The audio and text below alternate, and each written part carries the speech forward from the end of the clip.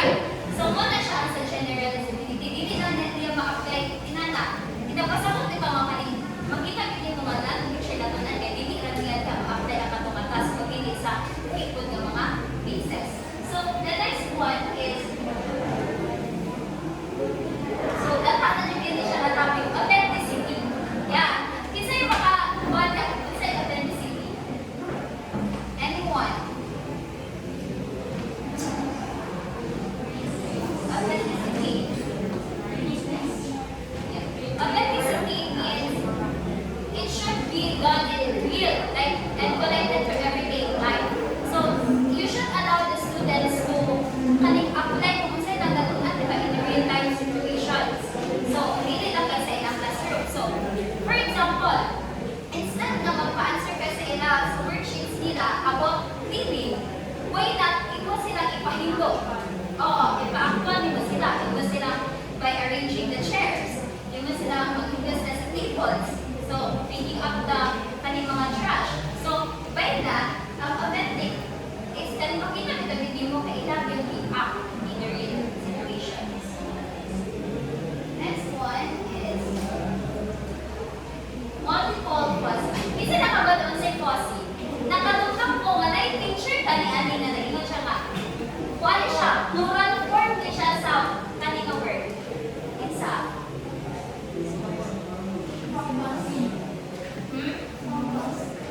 Yes! Focus. Isa ka-answer focus din ang... Ha? Oh, focus. Sigleza o sigleya. Wala siya. Plural form na siya sa focus. So, this means that the performance task should not check only one skill. It should allow students to show many skills at the same time. So, meaning, dili na kay kaning, for example, ang kanang mga students, they are working together to clean the classroom. Clean the classroom, magyapunta. So, din ha, ang teacher mo, i-observe niya, dapat siya mo observe. Several things like, iya mo observe nga ang kaning, ang students kay their responsibility na ay teamwork. So, dapat siya mo observehan. Anong, wala siya, hindi mo siya, ibutan niya multiple causing kay dili lang isang ihang ma-observe ito pag dili daghan anak na time at the same time. So pagpanghinto sa mga student, dapat siya nabantayan sa mga student like teamwork, responsibility, discipline. Also, ingana siya at the same time. Dili lang kay isang iyang mabantayan na super daghan siya na skill iyang makita sa mga students. And now let us proceed with the fourth principle of assessment. We have teachability. Can you read please, Rodel? Teachability is the test one that students can become more proficient in the task and achievement of a teacher's So the question siya, if the task na daw become more proficient in consequence of a teacher's instructions effort, what do you think about this? Uy! What do you think about this? It is really important that we as a future teachers, we have to provide distractions to our learners. Yes, Gmar? So for me is as a teacher educator, we need to be teachable for our students or young learners because we as a teacher or the elder for the young learners is we need to more responsible for what we're doing because we are all professional for that, and then we need to proficient for what we have, what we're doing, and then we need to teach the young learners as well. In an appropriate way because kung nga itong instructional is not good, it might be maayos sila doing or na dili mao ang ilang gibuhat. Instead of you need to follow the right instruction na imuhang gusto. Yeah, very good. More responsible. Tatlong bagsak para kay Gmar. So, teachability means that the learners are not the assessment should not only measure learning. So it also provide the instructions para mas ma-understand o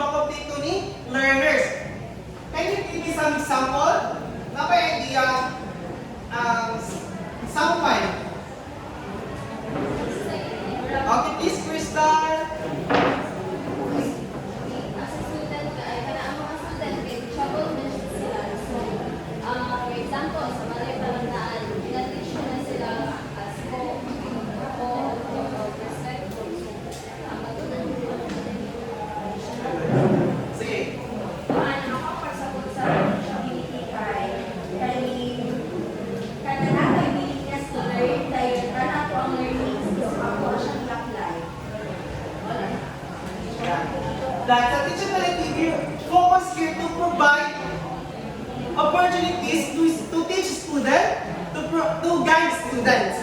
For example, si Ma'am Nova, nag-teach of preschool pupils, nag-teach siya din, ano siya nga, class, at nagpag-drawing siya sa class sa iyang estudyante, magbuhat o balay. The simple house na ay triangle, square, row, door, and window. So, si Shanice, nag-listen siya buhat sa balay. Nag-listen siya. O si Poto ni Ma'am Nova. Bagay. Instead of saying, dili ba na balay? Shanice, dili na ba na balay? So, instead of ang si Ma'am Nova, si iyan ang si Shanice na, Shanice would like me to teach me? Would you like to assess you? Okay. In the lab, Shanice, this is how to make a balay. Very good. Very good for good. Then si Shanice, follow ko siya sa dibuhat ni Ma'am Nova, si Teacher Nova. Masabda na ba ang teachability? Yes! Okay.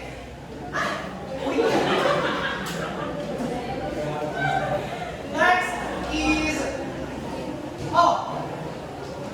can anyone interpret the picture shown here on our screen? Yes, Marin, Nelia, Marin. So I have to observe in the picture. So the boy and the girl is parang ito nasa work street or ito working class and it's isa lang ito mind which is balance. That's like equality. Yeah, from the word itself, equality. There's equality here. Basta kanya siyang the principle sa assessment. But before that, let's give a big clap for your name, Ninya.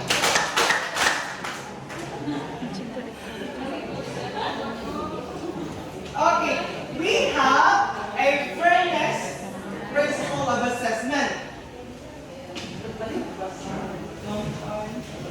Fairness is task here to make students to task avoid bias based on such personal